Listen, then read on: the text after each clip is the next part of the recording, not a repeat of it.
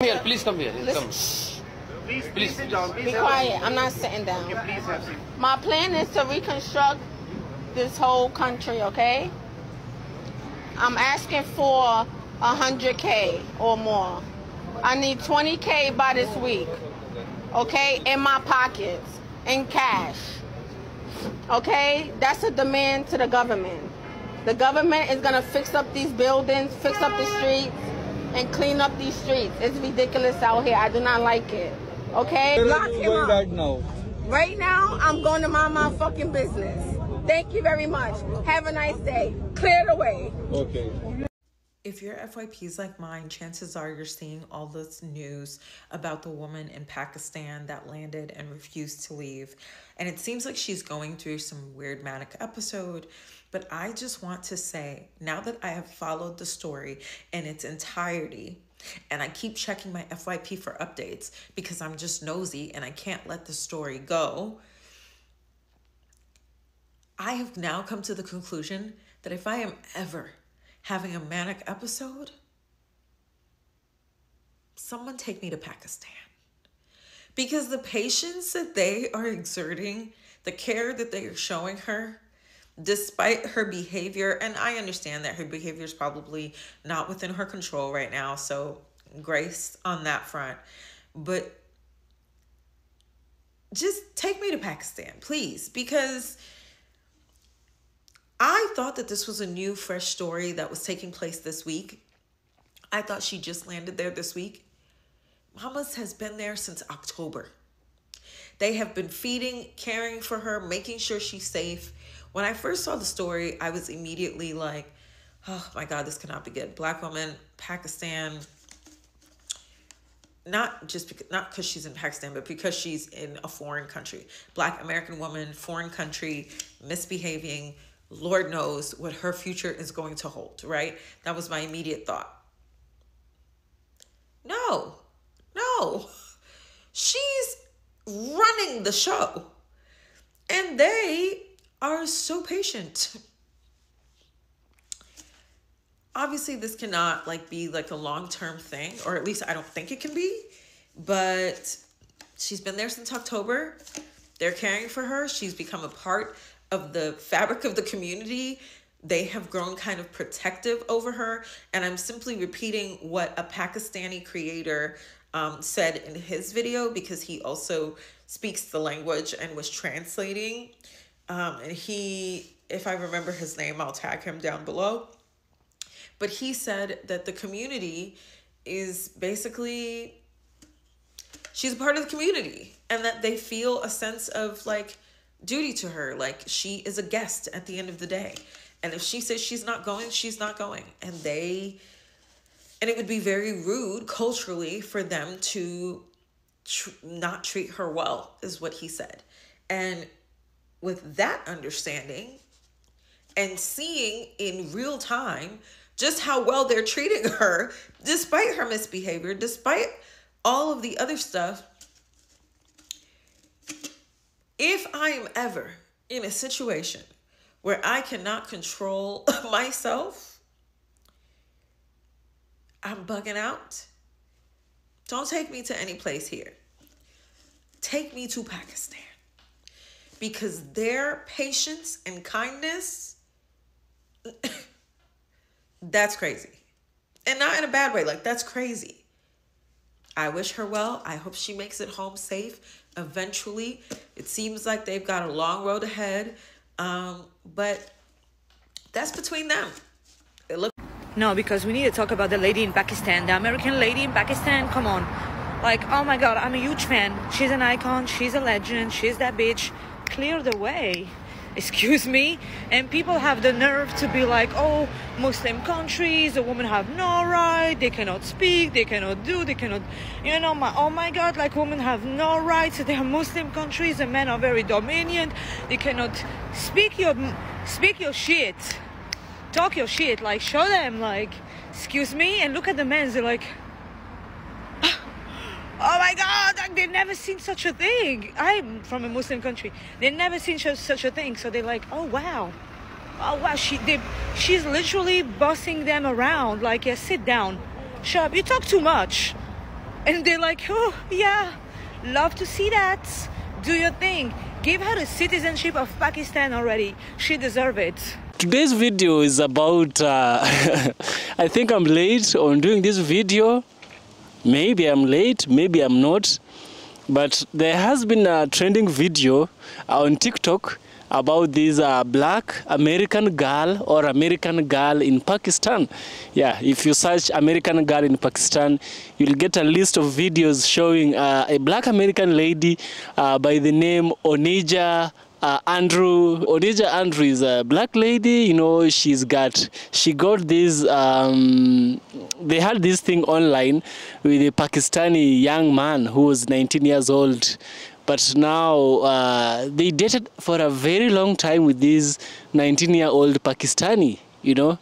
As you know, we have a lot of fake things. We have AI. We have a lot of makeup apps, you know, filters. And so during these modern times of AI, this woman decided to pretend to be someone else she's not. Actually, she was pretending to be Nicki Minaj. She used the filter of Nicki Minaj. So she had that look-alike with the appearance of Nicki Minaj. You know who is Nicki Minaj, right? So, yeah, they did it for long and they even got married, yo. This lady, she's from New York. Yeah, Brooklyn, New York. Now, it reached a time when they decided to go all the way to Pakistan.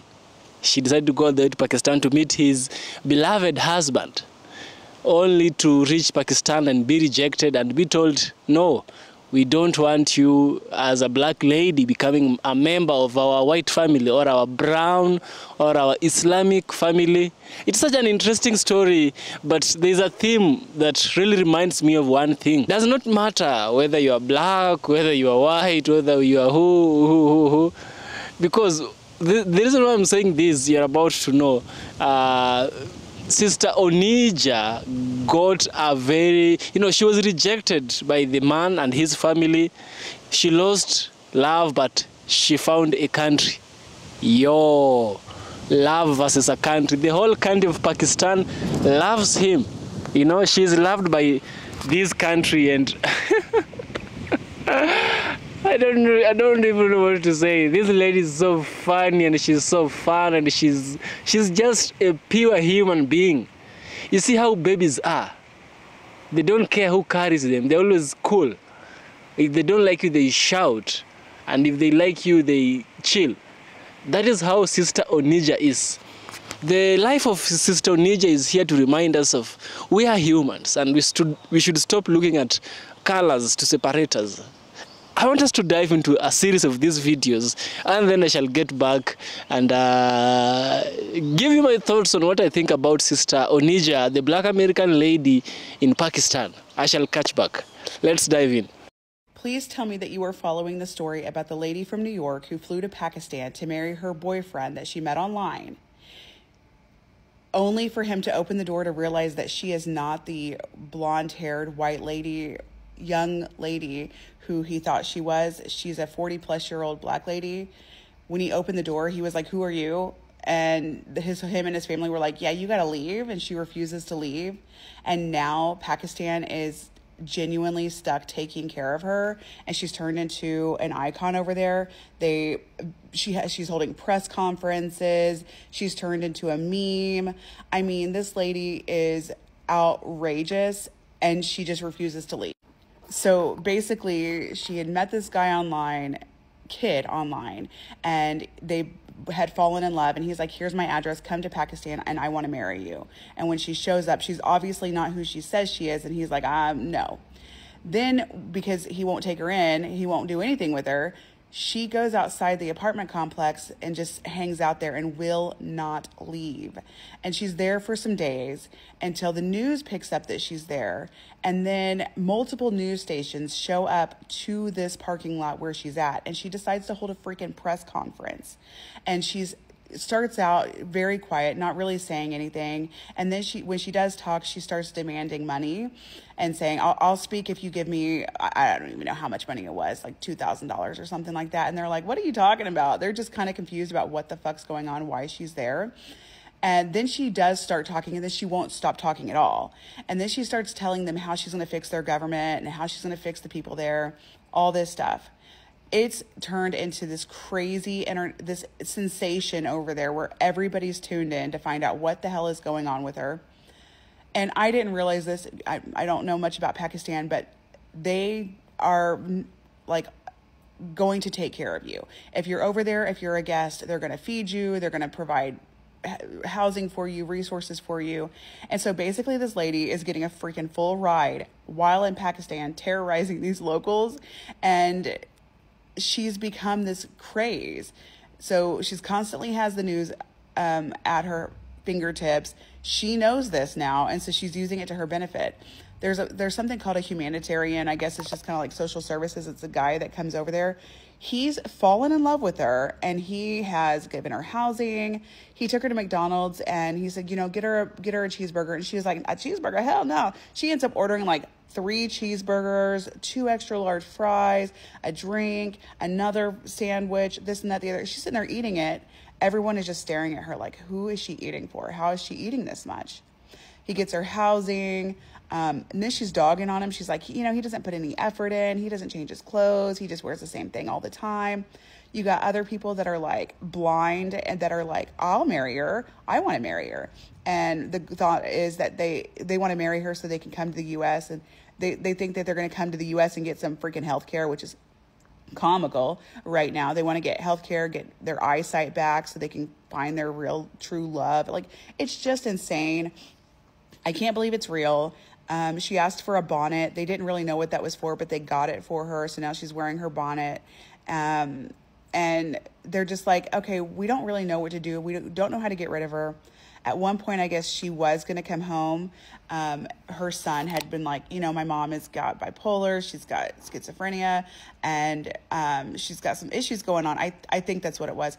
Anyway, she's like, yeah, I'm going to go home. So she goes to get on the airplane, and she starts losing it, talking about how she's going to go KILL her son. And then she refused to get on the airplane. So they had her at the airport, and then she was like, I'm not leaving. So she refuses to leave. And these people are so kind that they're just taking care of her and feeding her whatever she wants. If she wants this, she's going to eat this. If she wants to go here, she's going to go there. If she wants them to do this, they'll do that for her. And I can't believe this is really happening. So anyway, I guess if you don't know what to do, you want to flee America, maybe go to Pakistan. Onijah, you have taken a whole lot of reality TV to Pakistan. Your confidence, your ability to stand your ground. You are there. You've taken ownership. You are seeing yourself as a Pakistani. You are enjoying every moment that you're there. You are not scared. You are not isolated. You have a whole new family around you. The Pakistanis have taken to you like duck to water. Their warmth, their compassion.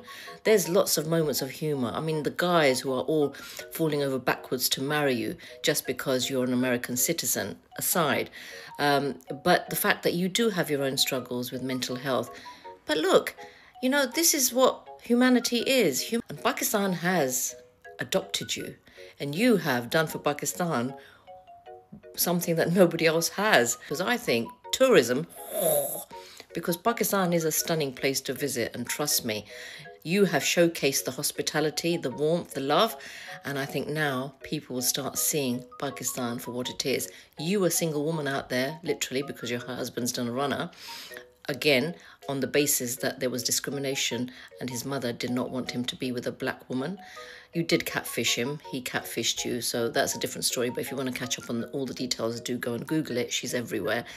But the moments of endearment that are coming through, regardless of the fact that she's a little bit brash, a bit loud, can be a little bit impolite, but that's not fazing the Pakistani people. They have taken to her.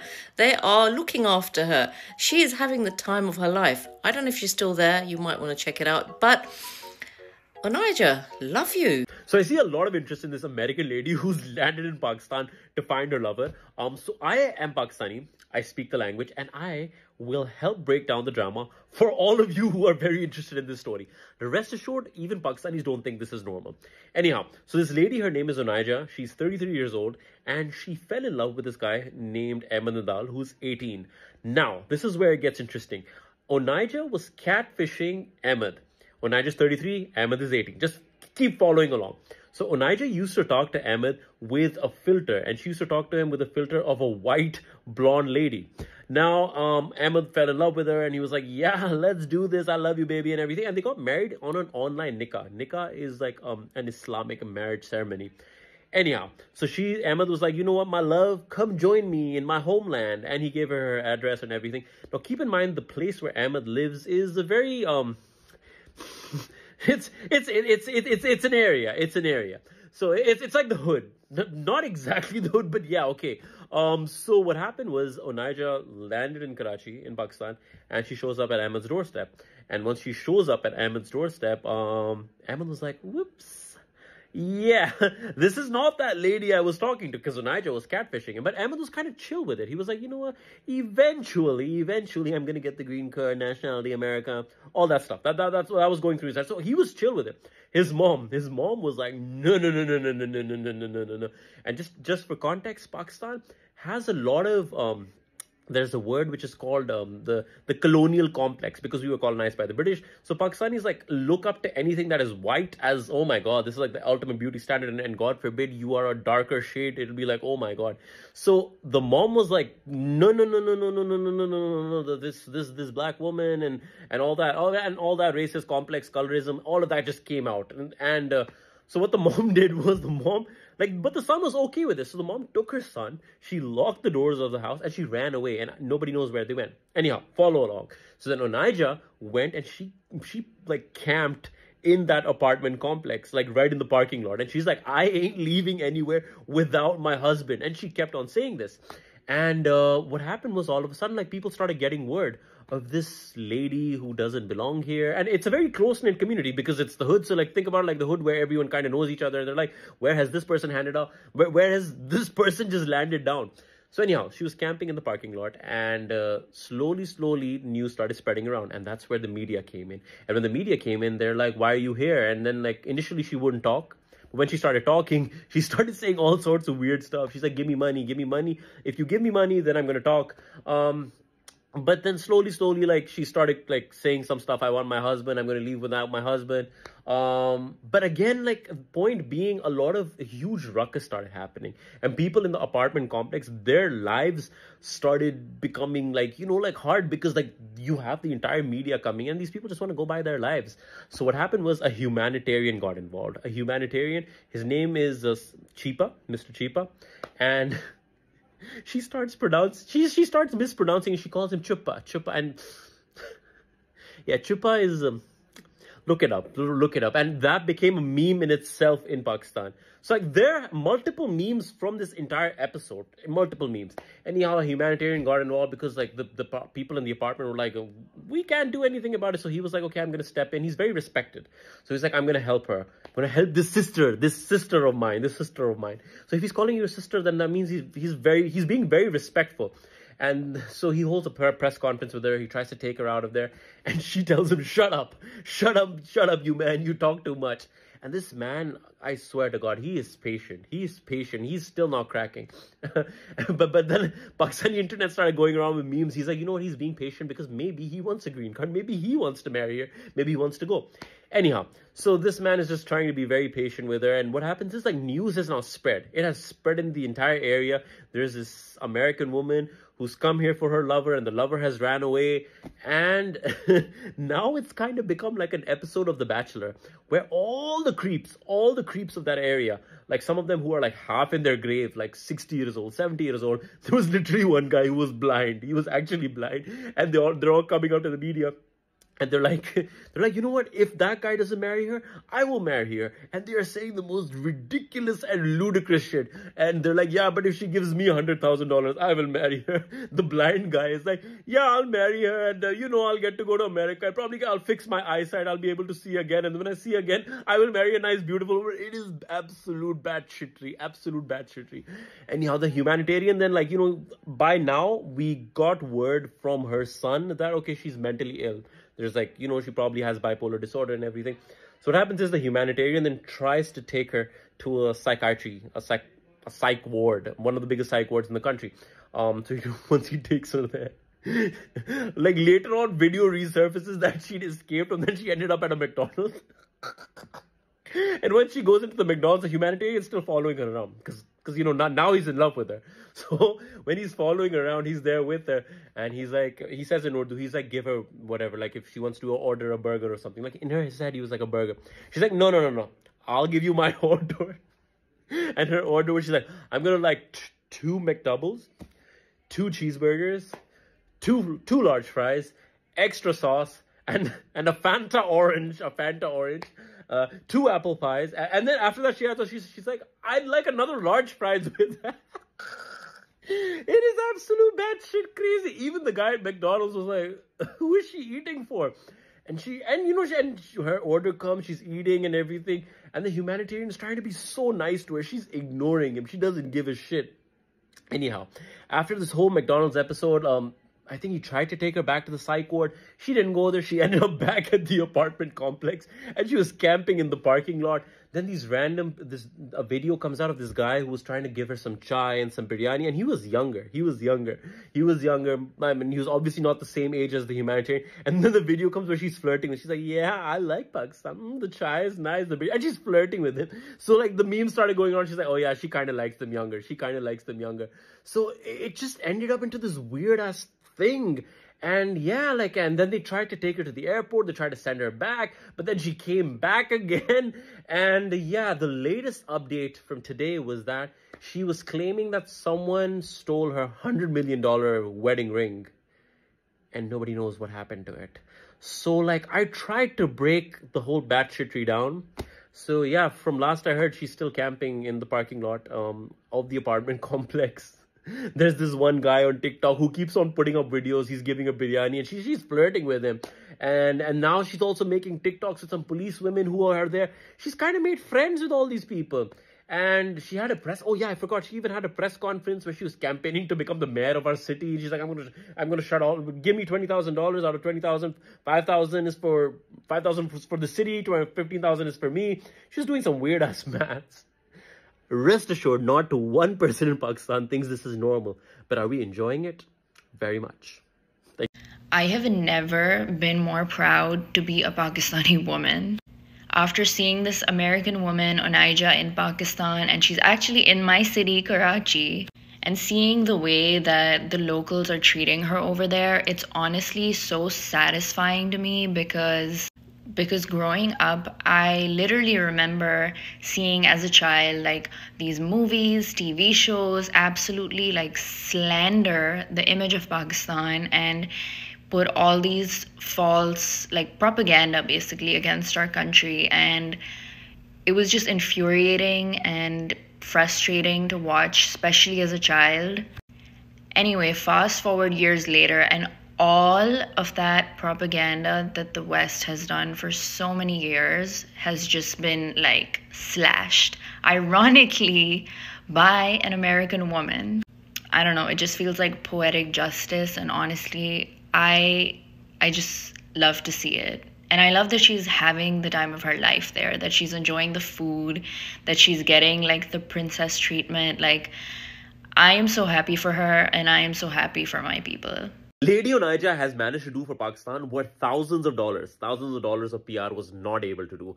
Allow me to explain this. Pakistan has an image problem, a reputation problem. It's the post 9/11 years, the war on terror. We were all stereotyped as being terrorists. And Pakistan also has blame for it because it was hiding one person over here also. But again, one problem over here is, which I want to highlight, is that people mostly in America and most of the world, but specifically in America, have this big problem where they cannot differentiate between a government and its policies and the rest of the population. Majority people over here in Pakistan understand that America is a big country. There's 350 million people that probably live in America, but all of America is not similar to its government and its policies. But in America, it doesn't work that way. So if the government says that someone is just shouting over there, they're like, yeah, Pakistan, bad guys, and these terrorists and everything. So majority Americans will think that all of us are like that.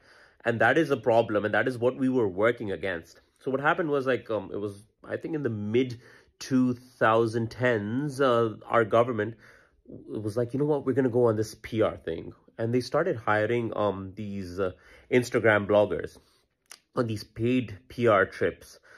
And now I'll tell you what went wrong over here. There are two things that specifically went wrong over here. And this is where Onijah got it right. And I feel like it was divine. She was divinely sent to Pakistan. She was divinely sent to Pakistan to do the Lord's work, to do the work that none of these people were able to do. So all of these bloggers, majority of them, and they're very big. You'll probably know them. I don't want to call anyone down. You can just search them up. These were people who, they came over here and they pissed the local population off. They pissed us all off. I'll tell you what went wrong. The majority one, all of them were white. It's not like we have any issue with white people. No, I'm getting down to that. These people, one thing that Pakistan has is a colonial hangover. And by colonial hangover, because we were formerly colonized by the British, people up in the government, the elder population, has this complex where they want to be close to whiteness, where they need the white man's validation. So they obviously hired the white bloggers, all of them. And what pissed the local population was off was the fact that these people got access to parts of the country where even us locals could not get access to. And we were like, excuse me, like, why does this person from Romania, Poland, or like, I don't even know, who probably just has a lot of followers, but why does this person have access to this part of the country, which I've never been able to go to? Or this man from Arizona, like, why? So people started questioning that, and they started commenting that, one.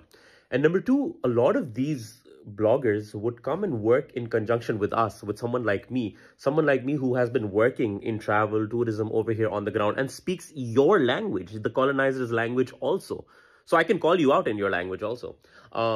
So they used to work in conjunction with us because we're the people who put the country on the map in the first place. So they used to come and hang out with us. We used to show them the places. But it started pissing us off. You know why? Because they would never credit us. They would never credit us. They would never tell the people that, hey, you know what? I hung out with Bilal and Bilal showed me this part of town and everything. And shout out to Bilal. They would never use their privilege. They would never use their privilege to amplify the voices of a person of color like me. Someone like me who lives here and puts my country on the map. They would never do that. They would instead be like, yeah, I discovered this place. I did this place. I. And you know what? Bitch, I speak the language. I'm going to call you out. I'm going to call you out. I speak your language. And you know what they did? They started blocking us. But you know what? It just pissed the local population off. So now what happened was after this wave, now whenever any, specifically like a white blogger would come in and they'd start doing this, you know, this whole charade of, I love Pakistan, I love Pakistani people, I love the food. So, and it's like a very cliche script. People would start commenting. They're like, paid blogger. They have a script. And, you know, because of this, what happened was a lot of us locals would stop hanging out with them. Like whenever they'd message us, I was like, I don't want to hang out with them. I was like, probably as a paid blogger, this person will probably like go like hang out with Pakistanis, will want to show Pakistan and everything. But they're here for the clout. They're here for the clout because they're going to say the same script. They're going to get clout because Pakistan is a beautiful country and you will get clout for it. But will they amplify my voice? Will they want to listen to me as the Pakistani about Pakistan? No. And so you know what happened was there's a term that has come out. A term has come out in Pakistan which is called Sasta Gora.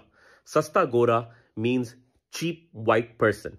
Cheap white person. And that is the last thing you want to be called as a tourist in Pakistan. They're like cheap white person. That means this white person, this white blogger is over here and this person is cheap as fuck. They're here to mooch off of us.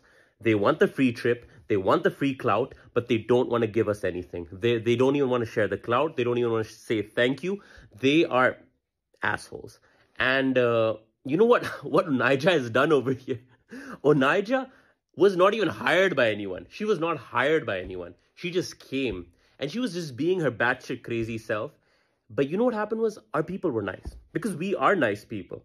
And it happened in the eyes of the world. The world saw this and the world is seeing it. And I'm reading all the comments.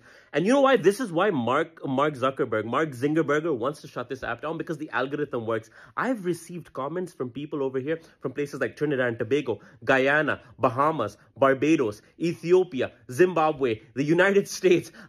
And if I missed you, please drop a comment. The algorithm here works. The algorithm, I'm going all on a tangent, but the algorithm works. And this is why Instagram sucks. Because people over here are listening. And for once, I'm happy. I'm happy that people are seeing us for how we are. I don't know why I'm getting a bit emotional over here. But yeah, this is what I wanted to explain. Like, Onijah has done for Pakistan what no one has been able to do in years. Yeah, I have no words after. You guys heard about the American lady who's in Pakistan. She went there in October to meet someone who she met online, and apparently there was a catfish situation. He didn't want to be with her. The parents said no to the marriage, and she just stayed there. She's been there for months, and now she's holding press conferences to make changes in Pakistan. And I think she is pregnant. I don't know who the baby father is. These people are taking her very seriously. I'm struggling to believe it's real, but it's very much real. She is an enigma. I have to rate her. I'm like, no, women are truly powerful, because the men there, everyone's just listening to her. There's literally a press conference being held. She's asking for money to sort out Pakistan, and she's going to move to Dubai with her baby and her man. I still don't know who this man is, but she is talking very confidently and very boldly, and I feel like she's manifesting. I'm sorry, she's also a black woman. And that, I'm just like, rascalot. The people them are actually listening to her. I'm like, you know what? I rate you, babes. I rate you. You've gone there for love. It didn't work out. You're somehow pregnant, and now you're trying to change Pakistan for the better. I don't feel like I've got anything negative to say. Who's ready for the next installment of Sister Onijah's adventures in Pakistan? So grab your chai and let's go.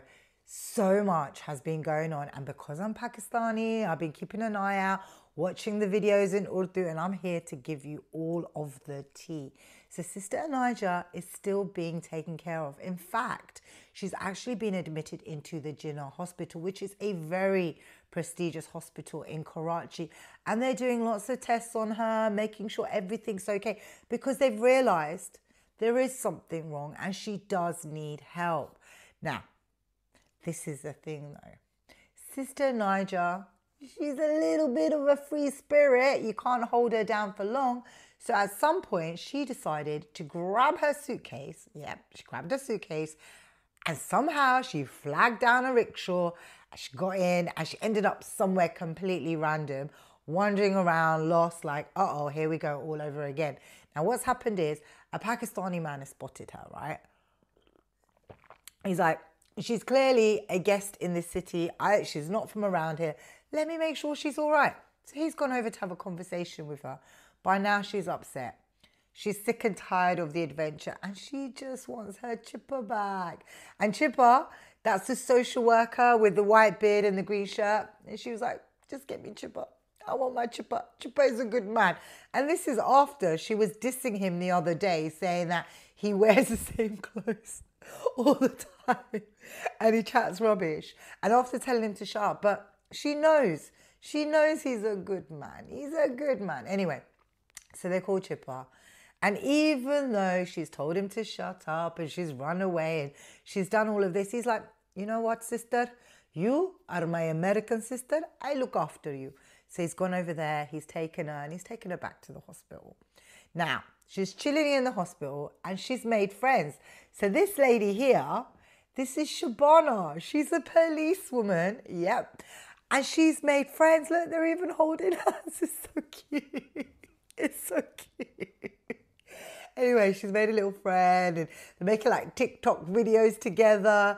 Shabana even got her some music. They did a little makeover again. Like, they're taking care of her. And look, I don't know if you noticed, these two guys, they're the guys from the previous video that were giving her biryani and tea, and she's flirting with these ones. Like, come on. They're handsome fellas, aren't they? Yeah, so she was flirting away with them. So anyway, that's where she is right now. And apparently, she's also been granted an extension on her visa. So it's like some kind of humanitarian visa. So she's allowed to stay in the country till the 11th of February. I don't know what's going to happen after the 11th, but she's allowed to stay till then. So she's our guest. We're taking care of her. Now, I just watched an interview with Mr. Chipa, and it was so sweet, honestly. Like, so in this interview, they're talking about what he's trying to do for Sister and I. Like, what is the point of all of this? And he's said there's clearly a problem. So what we want to do, I want to make sure that she's treated. So when she goes back to America, she will go with honor. She will go with respect. She will go happy. Like, he's basically saying, America has let this woman down. She's clearly not okay. She's ended up as a guest in our country. We're going to take care of her. We're going to fix her. And when we send her back, she's going to be okay. And he's like, it doesn't matter what she needs. If she needs money, if she needs flights, whatever she needs while she's here, I will take care of her. Until she leaves for America, she is my responsibility and I will make sure she's okay. So look at that. Not only have they taken Sister Onijah in, they've made friends, they're giving her makeovers, they're feeding her, and now they're trying to fix the problems. And look, they even got her a snazzy outfit. Like, I don't know what's going to happen next in this adventure, but I'm really, really, really hoping the love and the kindness and the support and the generosity that she's received is going to help her have a better journey within her life. So I don't know. All I'm going to say is people, I've seen a lot of videos where you're like, yeah, I'm going to Pakistan so they can look after me. And we're not here to fix everybody. This is our guest. Please don't take advantage. Please do not turn up en masse. I know that there's a lot of things going on in the Western world and we've all got issues, but we're not here to save the whole world. But for Sister Onijah, she's our guest and she will leave a happy, honoured and respected. After listening carefully, that was Sister Onijah Robinson. And you can clearly tell that even though she might be having some bipolar tendencies, I cannot say that she is schizophrenic. No, she does not have violent tendencies. No, she might just be a little bit off, but who are we to set standards of a person who is normal? Who are we to say that normal is this and that? Because the last time I checked, those people who call themselves normal act abnormally, you see? Those people who say they are normal are the ones who go into houses and do bad things, are the ones who go into churches and do the mass shooting, are the ones who go to... You see those bad things happening around. The pastors, those leaders, the war in DRC Congo, Kagame, Tshisekedi, Ramaphosa, all these, Ruto, all these people, the abductions in my country, these things are done with the people who have a clear mind, people who are sane, people who are, you know, we would call them normal, we would call them they are fit. So sometimes you don't need eyes to say that you have vision. You might be having eyes, but you are blind. Your vision is not seeing, you know. Now, for Sister Onijah, she reminds us that we are all humans, and that thing which sets us apart is those rules we've set. You see, that girl is like someone who just jumped from one fence to another. It's like she's just close to where she lives. She's not really into the idea, this is a foreign country, these are people different from me, I am a black person, I am an endangered species. She does not look at that. No. She looks at herself as someone who is one and equal to these other people. And let me tell you one thing, it is a gift. It is a gift. I cannot say that Sister Onijah is insane. No, I can't say that. Because if I say that, I'll start questioning those people whom we say that are sane and they're doing insane things. Tell me, despite what she did, you know, him, her, and the 19-year-old Pakistani, you know, they both did catfishing. I believe the 19-year-old also lied about his age. Apart from that, what else can we say that this person has done wrong that falls into the criminal category? What wrong has she done that falls into the criminal category? Nothing. So if it is madness, you better be mad, but you live well with the people. instead of being sane, being healthy mentally, but you don't live well with people. It's better for you to be mad and live well with people. It's better for you to be mad and have a good heart. You see, that lady has a pure heart and 100% confidence. Who talks like that? Who demands things like that? First of all, you need to understand one thing. As a black person in a foreign country, we are not really favored. And when we travel, we are always afraid. We are told that Pakistan this, Pakistan that, Arab countries this, Arab countries that. But this lady single-handedly tarnished the image that the West had placed on Pakistan. Yeah, Pakistan did house Osama bin Laden. Yeah, they did house him. But there is more to Pakistan that the West did not tell us. They only told us about the crime and the terrorism that they themselves, the Americans, had placed there. But Sister Onijah, she went there and she changed the whole narrative. She changed it all. A black lady. What does that remind you? There's a lot we can learn from this lady's story. First of all, you can do anything you need. You can do anything your heart has always wanted in this world. Second is this, limitation lies within yourself. You are your own limitation.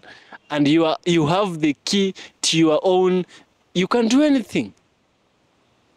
If you know you are your own limitation, remove the limitation of self-doubt and you do anything you want, you know?